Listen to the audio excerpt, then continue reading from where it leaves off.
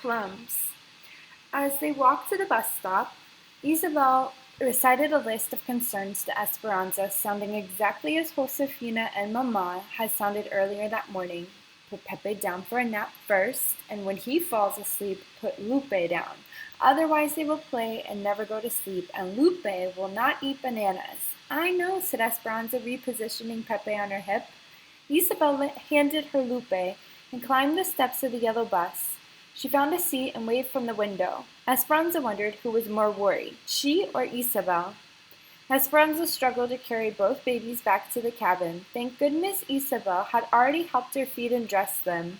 She settled them on a blanket on the floor with some tin cups and wood blocks, then put the beans into a big pot on the stove. Hortensia had prepared them earlier with a big onion and a few cloves of garlic and instructed Esperanza to stir them occasionally and let them cook on low heat, adding more water throughout the day. She stirred the beans and watched Lupe and Pepe play. I wish Abuelita could see me, she thought. She would be proud. Later, Esperanza looked for something to feed the babies for lunch. A bowl of ripe plums sat on the table. They would be soft enough to eat, she thought. She took several, removed the pit, and mashed them with a fork. Both babies loved them, reaching for more after each spoonful. Esperanza mashed another 3 plums, and they gobbled every bite.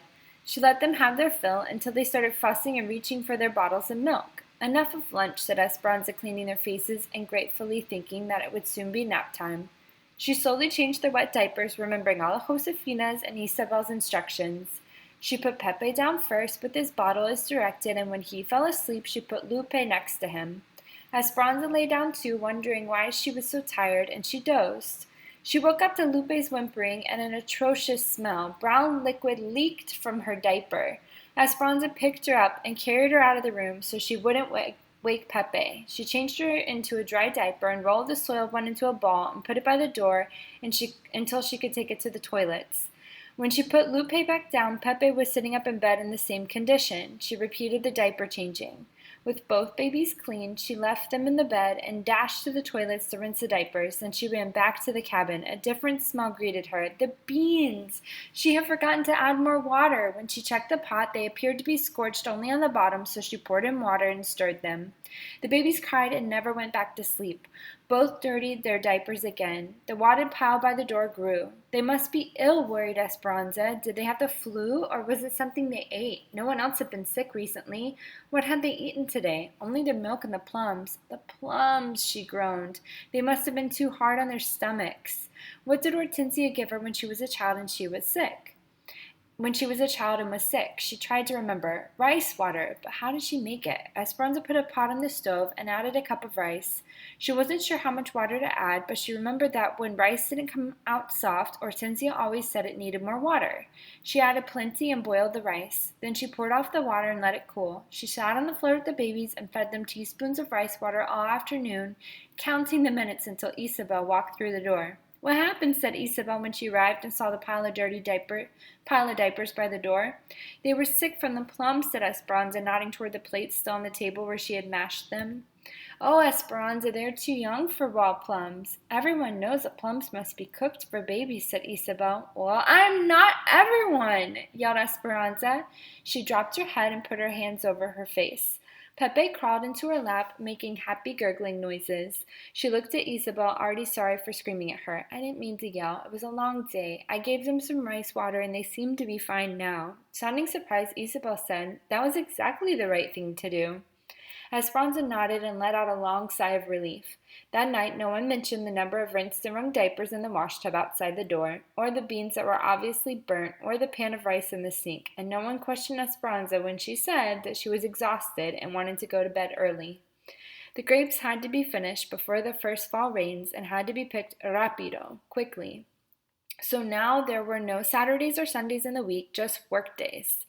The temperature was still over 90 each day, so as soon as Isabel's bus left for school, Esperanza took the babies back to the cabin. She fixed their bottles of milk and let them play while she made the beds.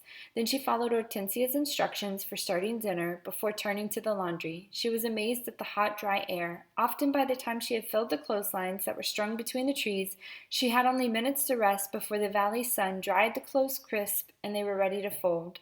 Irene and Melina came over after lunch, and Esperanza spread a blanket in the shade. Esperanza liked Melina's company. In some ways, she was a young girl, sometimes playing with Isabel and Sylvia, or telling Esperanza gossip as if they were school friends. In other ways, she was grown up with a nursing baby and a husband, and preferring to crochet with the older women in the evenings. "Do you crochet?" Melina asked. "I know a little, but only a few stitches," said Esperanza, remembering Abuelita's blanket as zigzag rows that she had been too preoccupied to unpack. Melina laid her sleeping baby girl on the blanket and picked up her needlework. Irene cut apart a 50-pound flour sack that was printed with tiny flowers to use as fabric for dresses. Esperanza tickled Pepe and Lupe, and they laughed. "They adore you," said Melina. "They cried yesterday when I watched them for the few minutes it took you to sweep the platform." It was true. Both babies smiled when Esperanza walked into the room, always reaching for her, especially Pepe. Lupe was good-natured and less demanding, but Esperanza learned to watch her closely, as she often tried to wander away. If she turned her back for a minute, Esperanza found herself frantically searching for Lupe. Esperanza rubbed Lupe's and Pepe's backs, hoping they would go to sleep soon, but they were restless and wouldn't settle even though they had their bottles. The afternoon sky looked peculiar, tinged with yellow, and there was so much static in the air that the baby's soft hair stuck out.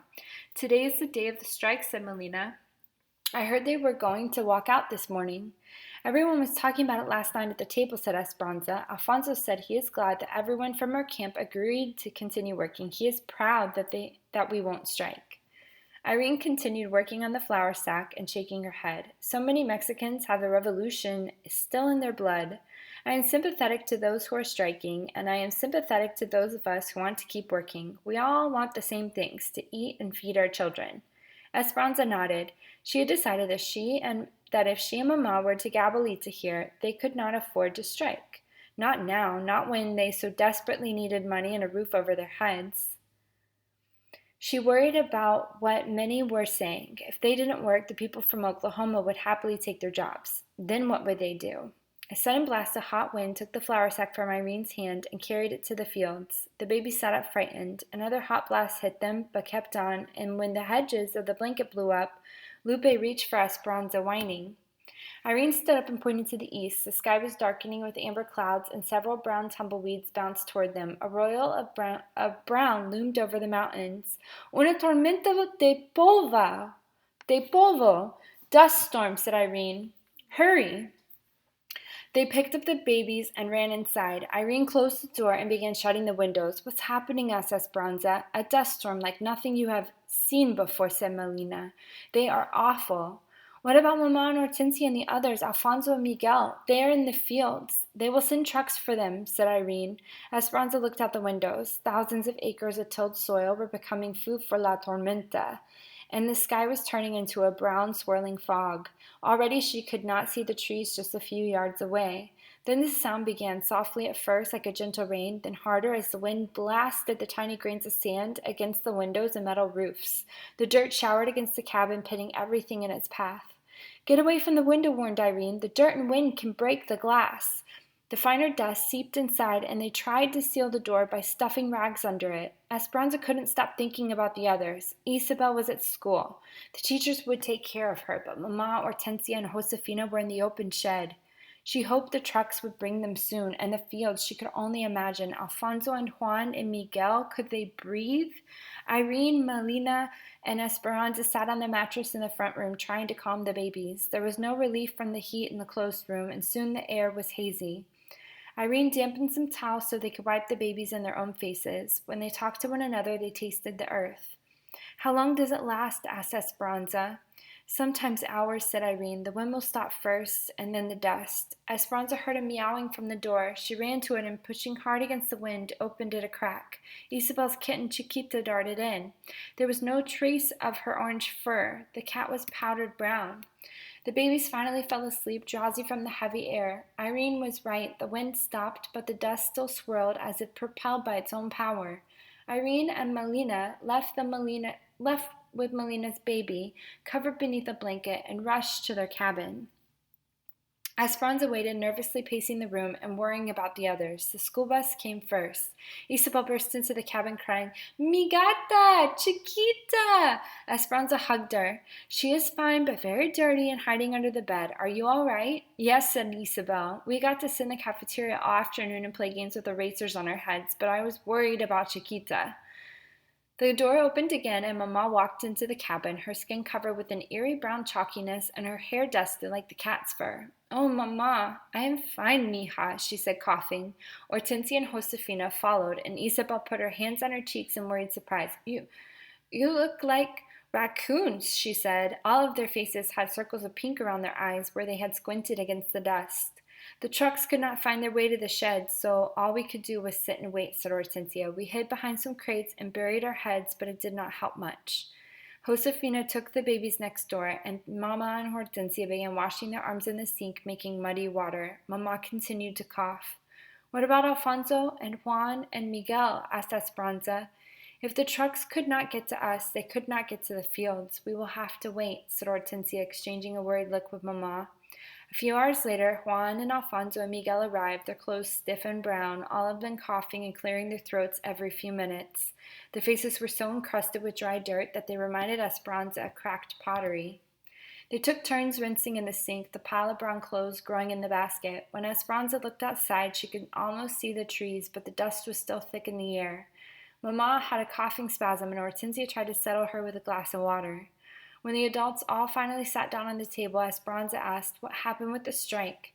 There was no strike, said Alfonso. We heard that they were all ready and that there were hundreds of them. They had their signs, but the storm hit. The cotton is next to the ground, and the fields are now buried in dirt and cannot be picked. Tomorrow they will have no jobs because of an act of God.